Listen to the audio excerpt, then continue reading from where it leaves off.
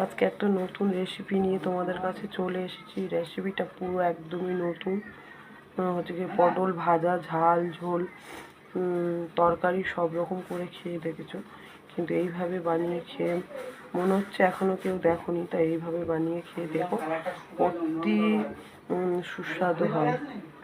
তো এর মধ্যে কি কি দিয়েছি দেখো। পটলের মধ্যে নুন হলুদ মাখিয়ে নিয়েছি, কোচানো পেঁয়াজ, কোচানো টমেটো বাটা আছে, পেঁয়াজ বাটা আছে, রসুন বাটা আছে, আদা বাটা আছে, জিরে ধনের গুঁড়ো আছে, হলুদ নুন লঙ্কা আছে, তার সাথে কাঁচা সর্ষে তেলও আমি দিয়ে দিলাম।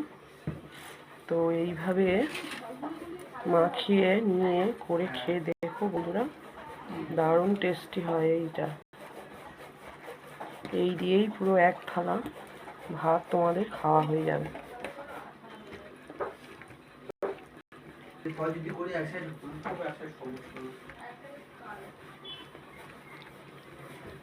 কিছুক্ষণ মাখিয়ে মশলাটা রেখে দেবেন। তারপরে কিভাবে কি করবে আমি তোমাদেরকে দেখাচ্ছি পরপর। ভালো করে মাখাতে হবে, বুঝেছো বন্ধুরা? সুন্দর করে মশলাটার গায়ে হাতে লেগে যায়।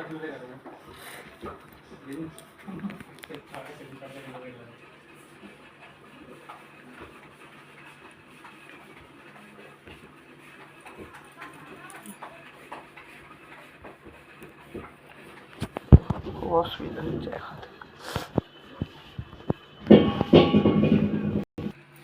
বন্ধুরা, কড়াটা গরম হয়ে গেছে। এবার আমি সর্ষে তেলেই পুরো তরকারিটা করব। তরকারিতে এই কড়াতে তেল দিয়ে দিয়েছি। এবার ফোড়ন দেব।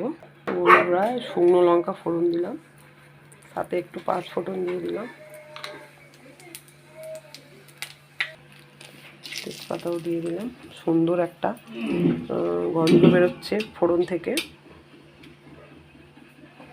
বন্ধুরা, এবারে আমি মশলা মাখানো পটলটা এর মধ্যে ঢেলে দিলাম।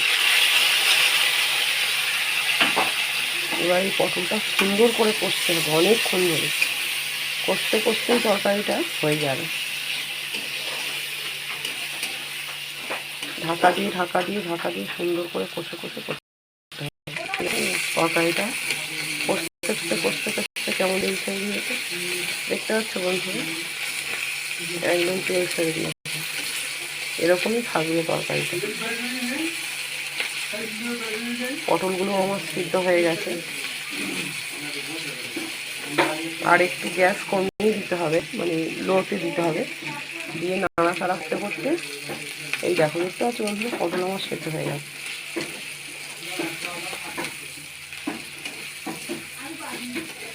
অল্প একটুখানি জল আমি দেব, সামান্য।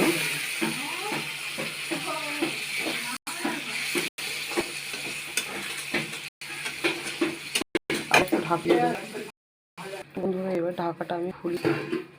মনে হচ্ছে আমার তরকারিটা হয়ে গেছে।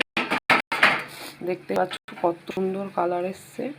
তো তরকারিটা আমার কমপ্লিট হয়ে গেছে। এর মধ্যে একটু আমচুর পাউডার আর একটু গরম মশলা গুঁড়ো দিয়ে তোমরা নামিয়ে নেবে বন্ধুরা।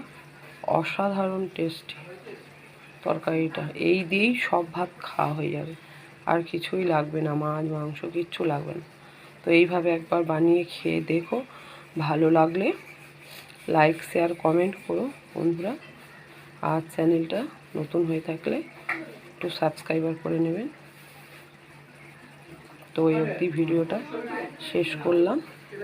মিনতি কিচেন, সবাইকে স্বাগত রইল।